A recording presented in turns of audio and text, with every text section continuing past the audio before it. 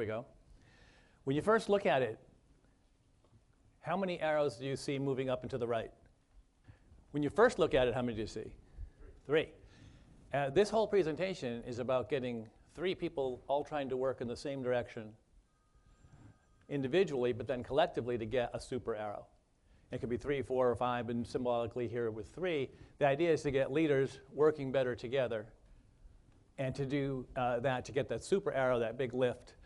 We call that the new leadership.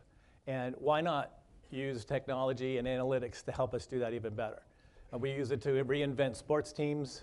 San Francisco, as you know, is famous now for the Golden State Warriors, which have been reinvented by the way they're led. We're using similar techniques to reinvent leadership. And it's a fascinating place to be. So this whole presentation is about sharing some of that with you. It's by no means the whole of the content, but it's a little snapshot into pieces of it that I think you'll find interesting. On the table in front of you is a brochure or one-page summary of our firm that you can take out and use to access the internet at intelevent.com and check out more if you want later. So we've organized the content here into chunks. There's 4 10 or 15-minute segments, and in each one we'll cover a chunk of content.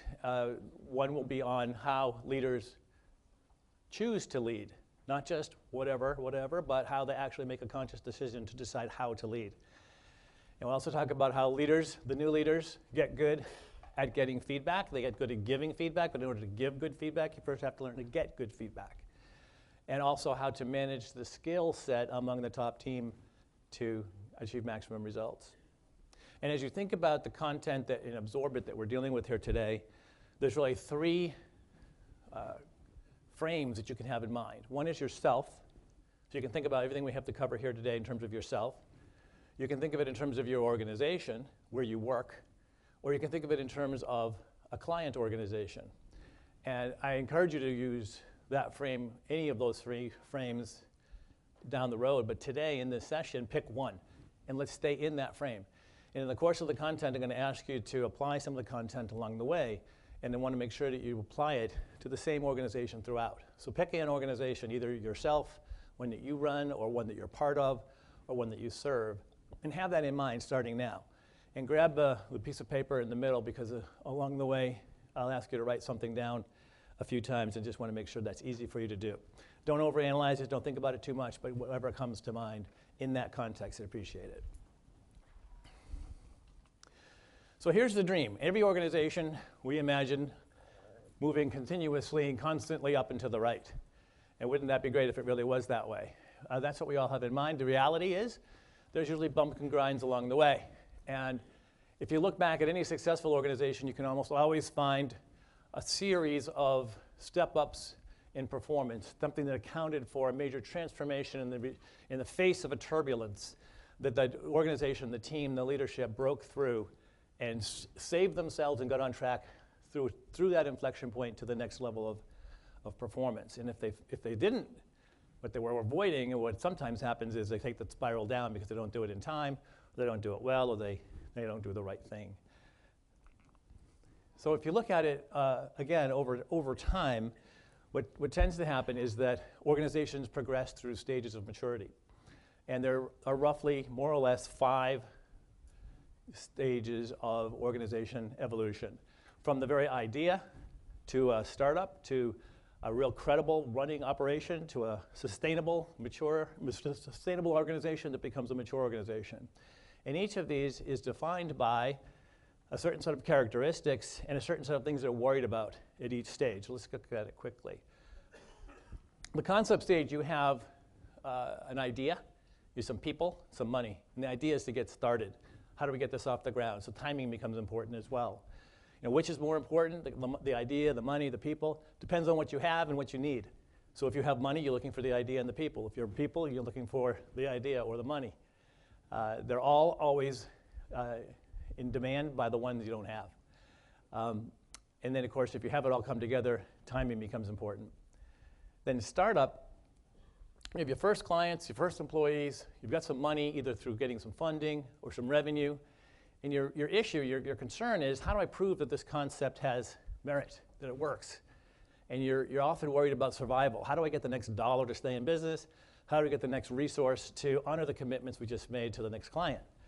And another problem is focus, because you're so anxious to get things going well that you'll do whatever it takes to get that next dollar or the next thing done, and you start to drift from whatever it is you're trying to prove is right, and you end up being scattered and never get back to what you're really trying to do. In the credible phase, you now have an organization that has a plan, it has a team in place, each member of that team knows what they're responsible for, and they're driven to work together to make that happen. We have our super arrow starting to come into picture. We're all about executing against a plan consistently and predictably for long-term growth and performance. And then once we achieve that, we're looking now to scale. We've got it running, let's make it big. We're a going concern. We're starting to think about how to realize some of the value that we've created. And you're starting to get excited in this room because the transactions are starting to maybe be on the table. And we're looking to sell or to finance or IPO. And the concern is achieving payoff and hopefully managing growth. And in the mature organization, it's a matter of managing routine and finding new opportunities to accelerate growth, often on many fronts at the same time, so that we don't become stale. So just take a note, when I told you to think about an organization, I don't know what organization you thought of, but whichever one you did, what stage is it in? Which of these stages is it in? Just make a note of that right now. In fact, tell each other what stages you're in. Go around the table in each table and say what stage your organization is in. All right, let's get back together. Thank you for doing that. We're going to come back and use what you wrote down in a bit. Okay, now, how do you lead your organization? We want to look at different ways of leading, and how do you decide which way to lead? So what does a leader do? What is a leader's job? Simply put, the leader's job is to set direction. We're going there, and to get the resources lined up to all want to and do the same thing. So align resources, get everybody to see the same place that we're headed and to want to go there. And then 3, motivate action. Make things happen to push all those resources to work together to achieve that common goal. Simply said, I use it as a mantra in my own mind. What am I doing? Set direction, align resources, motivate action. Set direction, align resources, motivate action. That's what I'm trying to do. Another way to say it, a little bit more embellished, is a leader develops, holds, nurtures, communicates, and drives to achieve a vision. So I think of it as a leader holding an ever-evolving map, like a Harry Potter or Marauders map. And the team's overlooking the leader's shoulder as things constantly change, trying to navigate that path to the vision. But there's no one way to do that. Here are 6, there are many. These are 6 that I personally have experienced. We have the sergeant leader, which is, hey, follow me. And the danger there is you get the sergeant, the leader, too far out in front of the troops, you lose the troops. We have the herder that's pushing everybody along, get along, kind of like cowboys on the range herding sheep. And the problem there is you can end up running them into the ground, right? If you just push and drive too hard. We have the iconic leader who is held up by the team and looking like a star. The risk there is if everybody tried to do that, then we would have kind of a lot of stars, but not much going on.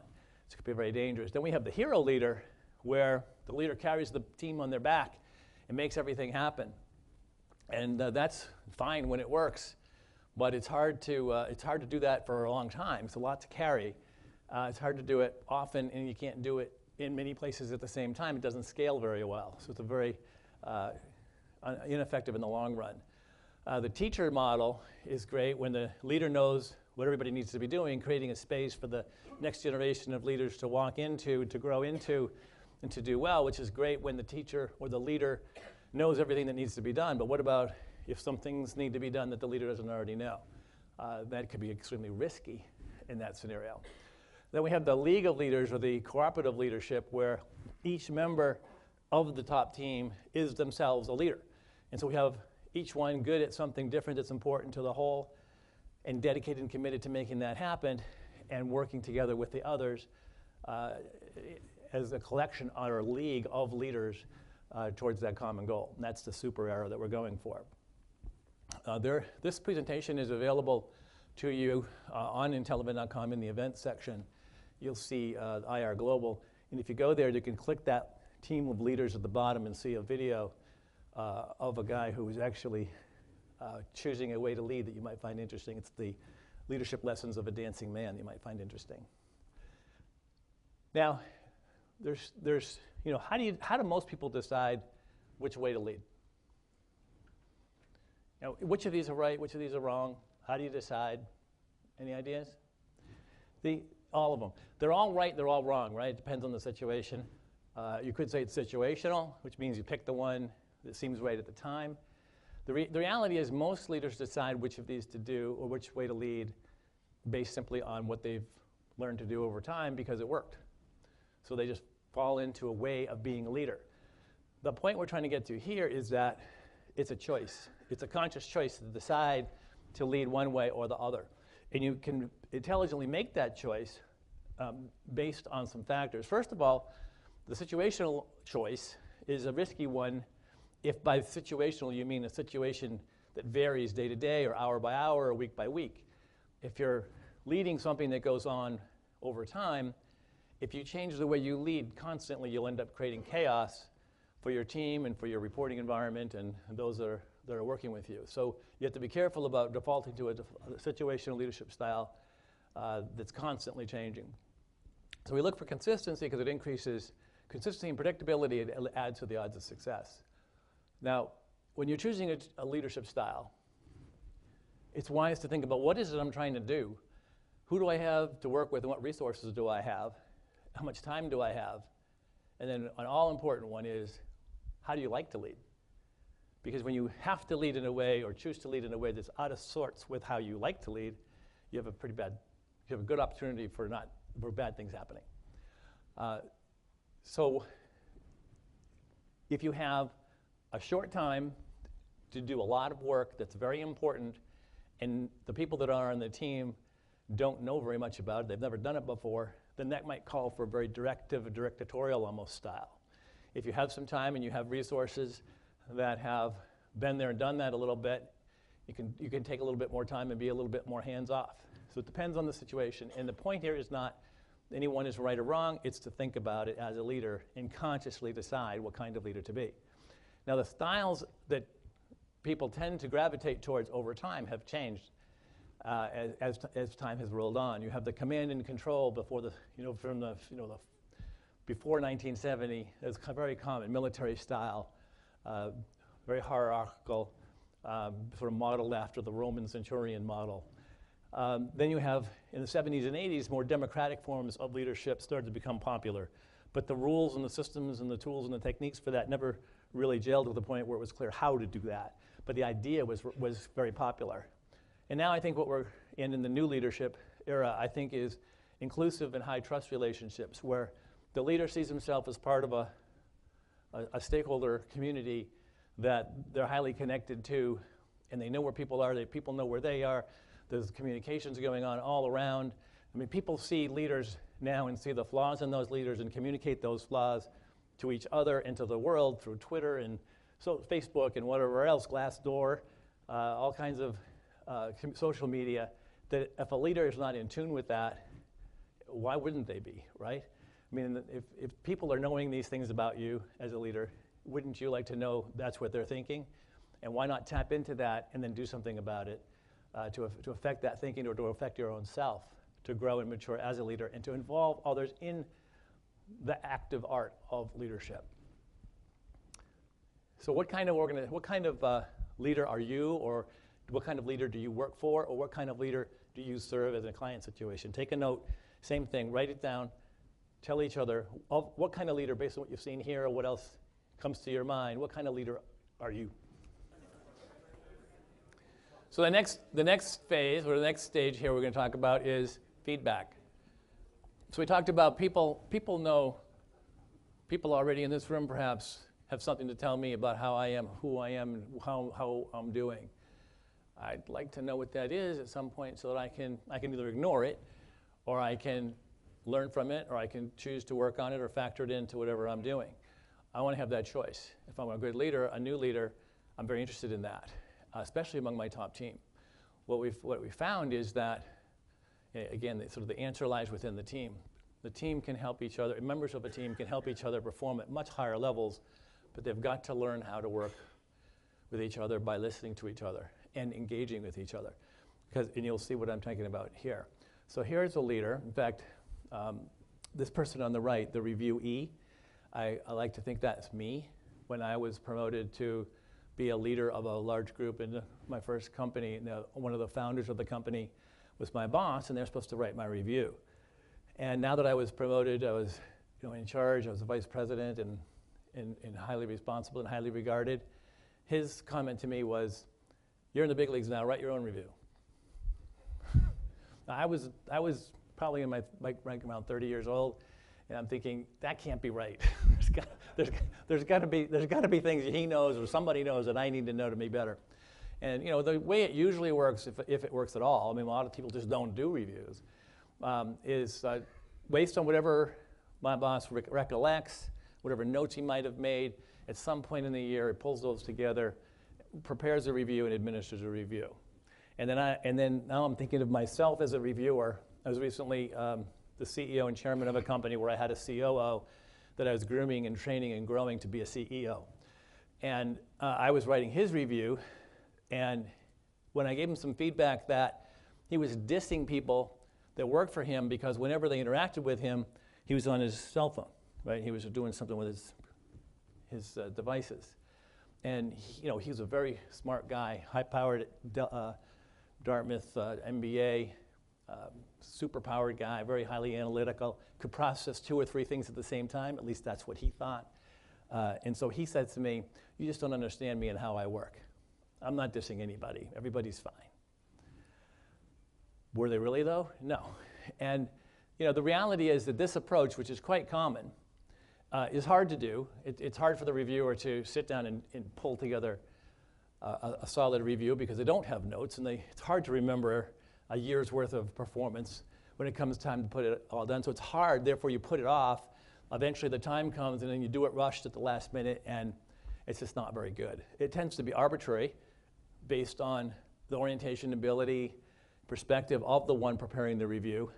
It very likely has got only that reviewer's thinking in it. It doesn't include the thinking of others on the team or higher levels of the organization.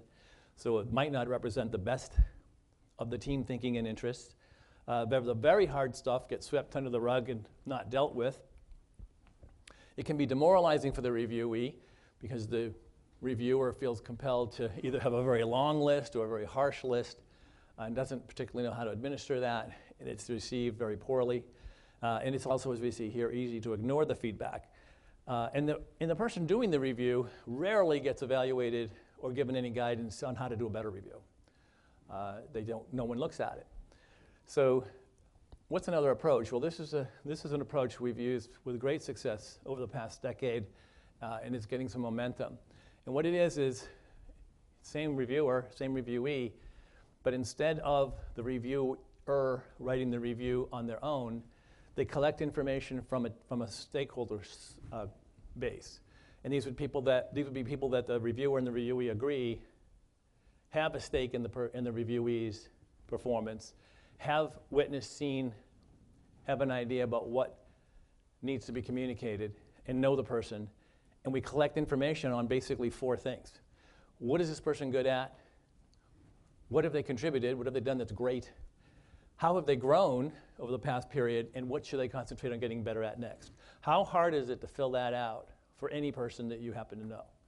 It turns out it's very easy. I could give you a piece of paper and ask you to fill that out on somebody you work with. It's not hard to do. The stakes are low. You just fill it out. If everybody does that, put it in the middle and give it to the reviewer, who also has filled it out. And by the way, the reviewee also filled it out. And the reviewer takes all of that, consolidates it, and prioritizes it, and gets a sense for what's most important to communicate, streamlines it, and then prepares a consolidated review to the reviewee. Now, if at that point we were to administer this review, we'd be better off than we were before, but we don't. What's one more thing that we can do that would make it even better? Huge step up. is if we take that review and peer review it. So we take the consolidated review and show it to the people at the top of the organization and say, is this really the right message to send to this person? Of all the things said here, here's what's come to the top. What's most important to communicate? We don't want to do every last little thing. We want to take the most important things and communicate those powerfully. And we administer, we tweak it, and the reviewee takes the benefit of that collective thinking, finalizes the review, and then administers it to the reviewee. What's the advantages of this approach? First of all, it's really easy to do. It's actually quick, easy. It ends up being edifying because if you think about it, when a person is hearing a group of people say, here's what you're good at, here's what you've contributed, here's how you've grown, that's all good, good, good. And they're saying, wow, these people really know me, they really get me. And of course, the reviewer has the benefit of taking all that stakeholder input and comparing it with what the reviewee said about themselves and saying, does this person think things about themselves that are out of sync with the masses? So for example, if they think they're good at things that nobody else noticed, or they don't think they're good at something, or don't even mention something that everybody else thinks they're good at, that's an interesting process to work on with somebody. Everyone on board with the agenda, which means the CFO, the CTO, the CEO have reviewed this, right, and said, yes, this is the right message to communicate to the COO. They all know what's being communicated. And the COO knows they know. And so not only is the person being advised that they should focus on something, but if they agree that that's something they should work on, they now have support from the rest of the team to help them do that. So you essentially get permission. You say, I see that I'm dissing people by disempowering them, by using my BlackBerry while I'm talking to them. I'm going to stop doing that. Will you help me do that? Will you tell me when I'm doing that? Yes, we know how important it is for you to do that. We've all agreed that that's a real problem for you, and you need to stop doing that, and we'll help you do that. And then everybody's working on helping everybody get better at whatever is most important for them to get better at. Just think of how constructive a world that would be when you have a top team working like that. And it's incredible to experience. The hard stuff does get out and get dealt with. It allows you to, taps into and allows the leader to impact the thinking of reviewers. So in other words, the people at the top of the house are part of this process, and they're seeing what people are inputting, and they're seeing what the reviewers are coming up with, and they're seeing each other's, which means they can give feedback and say, you really seem to be coming at this wrong, or you're missing an important way of articulating this, and they can see that needs to be addressed and push it up. So you have a lot going on here. The whole process is developmental, not just for the reviewee, but for the reviewer. And the leader and team can give feedback to the reviewer, as I was just saying. So how does your organization, and how does your leader, how do you as a leader, or the person you work for, or the client that you work for, how does that leader get feedback? Take a second and note to self, record it on your piece of paper. How do you get feedback? There are some movements now to say there shouldn't be a feedback process like this. There shouldn't be an annual assessment process. Why? Because it should be continuous, right? It should be continuous feedback. And some people say, I don't need to do reviews. I give people feedback all the time. Do you think that really happens? And is it curated? Is it crowdsourced? In a way, this is crowdsourced feedback. All right, I can see the energies now fired up here. Table 3, pay attention. Okay. Let's get back together. One of the things that we're doing is introducing automated tools to help this happen. So we have a system now that you can use to record notes along the way, and you can identify stakeholders and have them input thoughts and comments along the way to answer those 4 questions or whatever other ones you choose.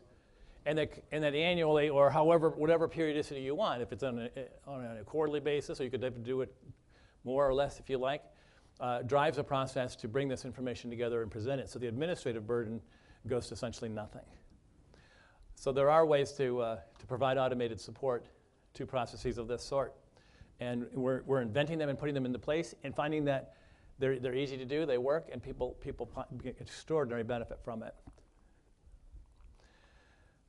Now, leaders and teams have skills. And there is no ideal skill set of a leader or a leadership team, but as you go through the stages of venture evolution and maturity, you find that what's needed or called for from the leader and the leadership team evolves as well. And it's good to see if the skills of the team match that. Let's take a look at a model that's put forth by Catlin and Matthews in a book called Leading at the Speed of Growth, which I enjoy and like very much. And I think it syncs up well with this picture. So in the concept stage or the idea stage, getting off the ground, you need people at the top who are hell-bent, committed, zealots to make their ideas work. No matter what, they're just going to get it to happen. And you can't argue with them. Those are the people the investors want to give money to. In the startup phase, once you get going, you need doers, people who make stuff happen. And they just going to go, boom, do it, decide, go, and make it happen. But when you get to the credible stage, now you need people who are good at delegating. So you do this, you do this. We can't have everybody run to the ball anymore. We need position play. And say we're going that way, and you do coordinate it as such. When you get even a little bit bigger, in the sustainable phase, now we're talking about building systems to make things happen. And we have team builders and coaches and planners and communicators that say, here's how we're going to do it, and get it broadly communicated inside the organization.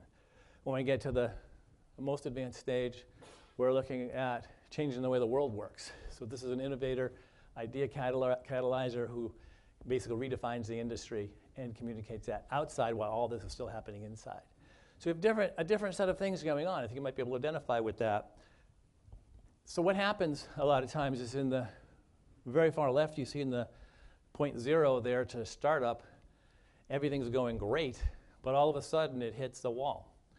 And things start to flatten out if the team doesn't doesn't consciously say we're moving to a new stage, we are at an inflection point, and we have the skills we have, and they've been great to hear, but we're missing something. And they tend to ride that for a while until they realize we need some help. And one of the things we do is help organizations to figure out what it is they're missing, add it to the mix, and help them get off and on to the next level back to accelerate growth.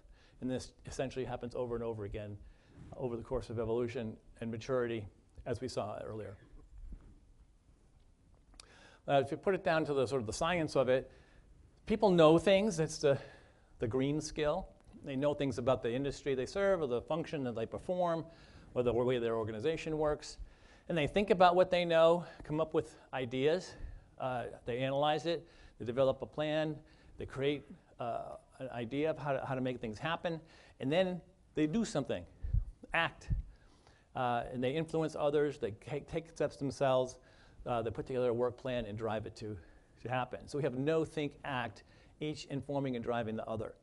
And again, there's no ideal skill set for a leader.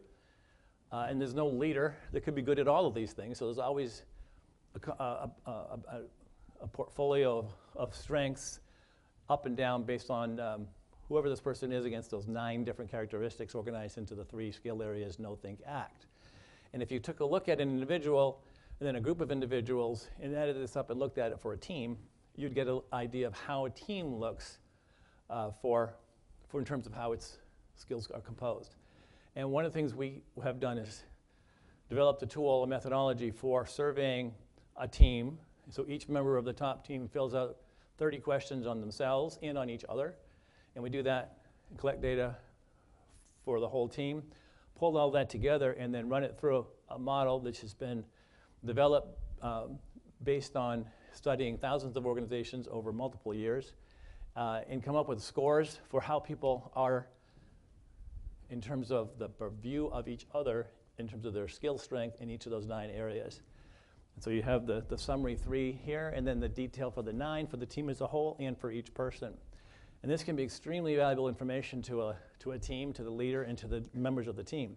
Here's a real example where we had a team that we worked with.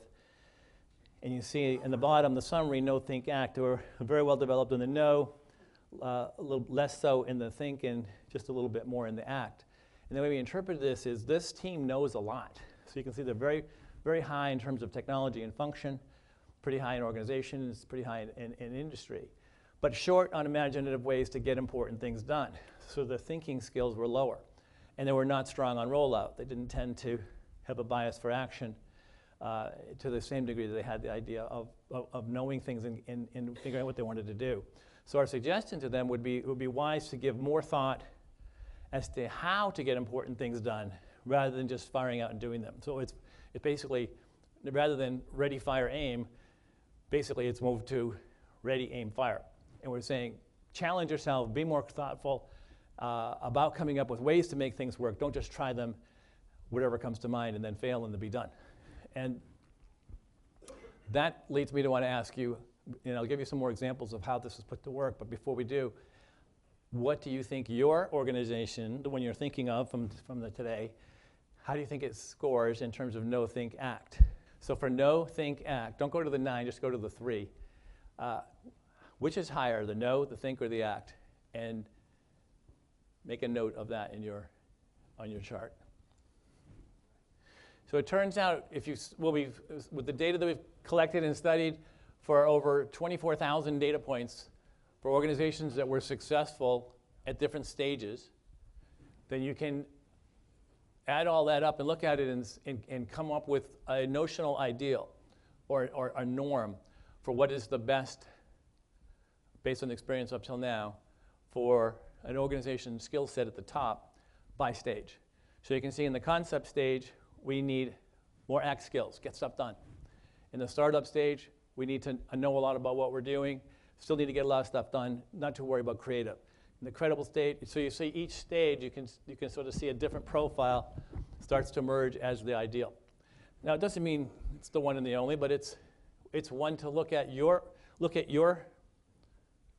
know, think, act that you just wrote down, and compare how it looks here with by stage of evolution, because you also wrote down what stage you think your organization is at.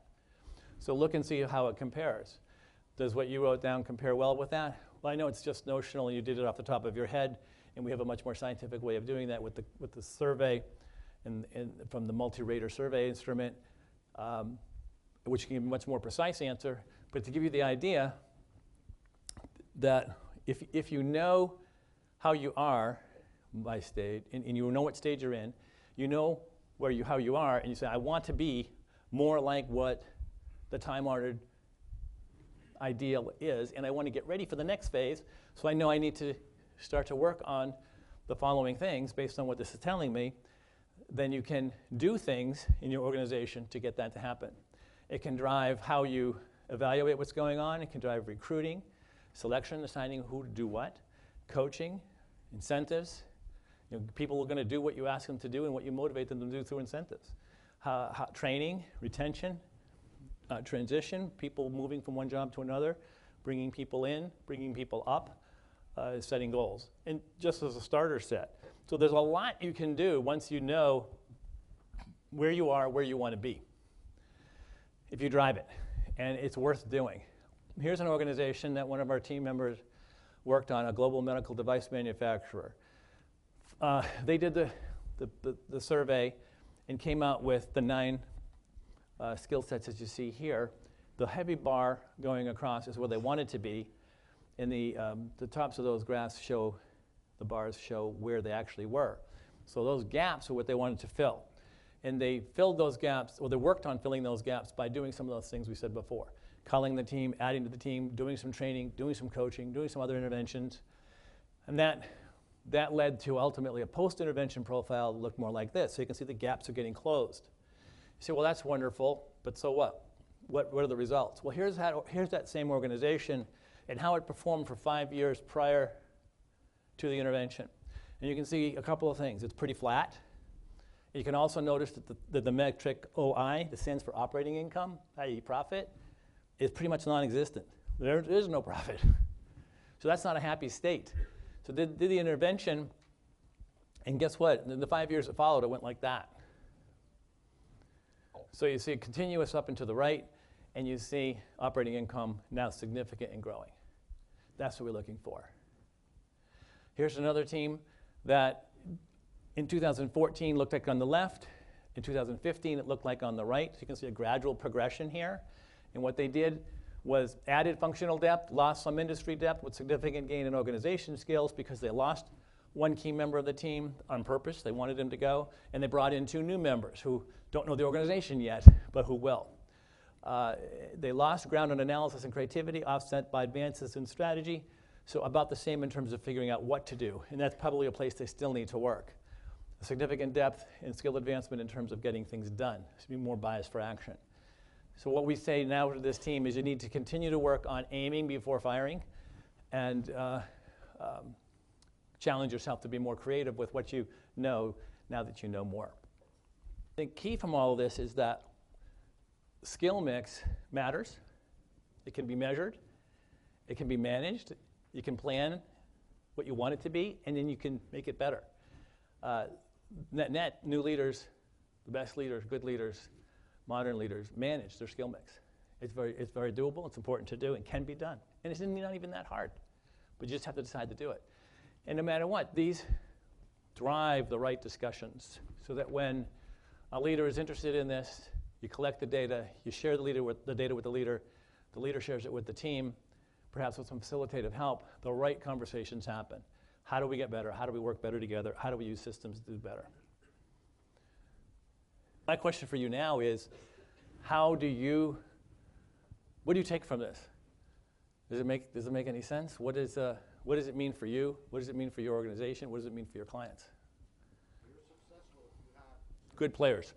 Right, so you're saying maybe there's only so much you can get out of any given set of players given what you have to work with. Now, I think that's a good common baseline of thinking. I would challenge it and say, give me any set of players and I can raise their level of performance by applying the best practices for having people work better together.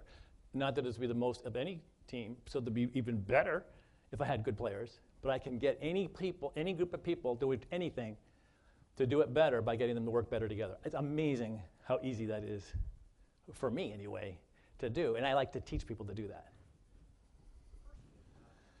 Right, so here's the thought. First of all, I would challenge that it's easy for yourself or your organization. You said it's easy for yourself, it's easy for your organization. I think what you're saying, it's easy to imagine that you could do that. You can fathom it. It's not easy to do, actually, for most people. You can at least fathom it, though, right? But it's hard to even fathom how you do it for a client. How do I mean that, then? So what we're seeing is when people are exposed to this, they run into situations where they're working with CEOs or top teams who think they're at a certain point. Like they may think they're ready to create value through a sale. And the reality is they're nowhere near where they need to be.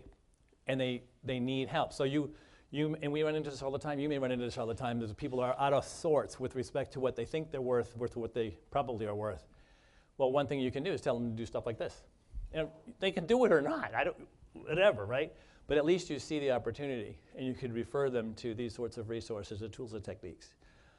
That's kind of what I mean. And most of our work, by the way, comes in through referrals of that sort. Partners talking about one another. Right. So they were like to build themselves up almost. You have to put everybody else down. Other people down. Right. So what we've learned about that is it's really wise to disassociate performance assessment and development from compensation. So you do them at a different time. You reward people based on their bonuses and their profit sharing based on how the company's done, how they've done, how their group has done. That's one thing. You do performance assessment based on how all this whole process and how they've done and what their prospects are, but you do it at a different time. Because if you tie them, if you do assessment with pay of any sort, it's all about pay. It's not about assessment. Because people can't focus on it. Neither the one doing the assessing nor the one receiving the assessment has any interest in the performance. It's just about the pay. So the best practice is to separate those two. Yes?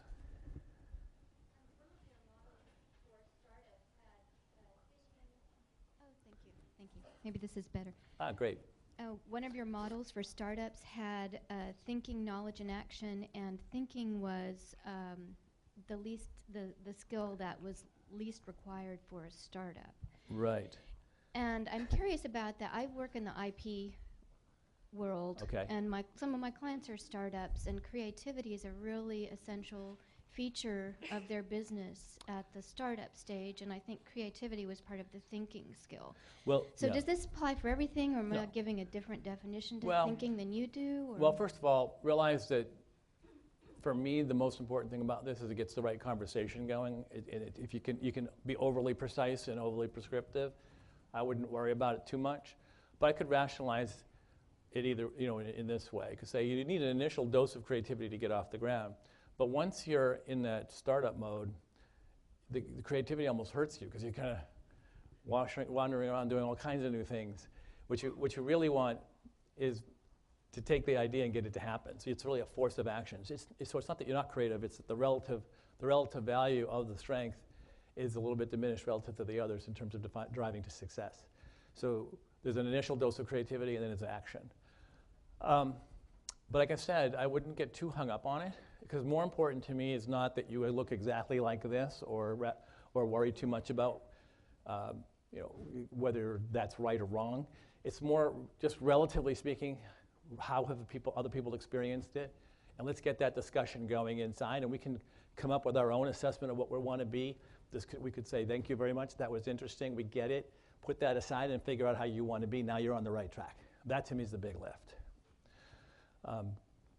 By the way, we didn't mention, maybe you've seen my background because you've read my bio or looked me up, but I've worked with organizations at all stages of this.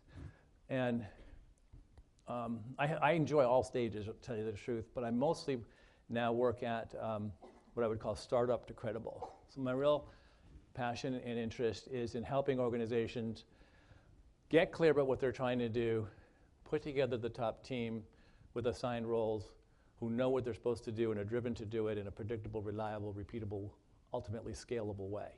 So I like to work with those who are going from startup to credible.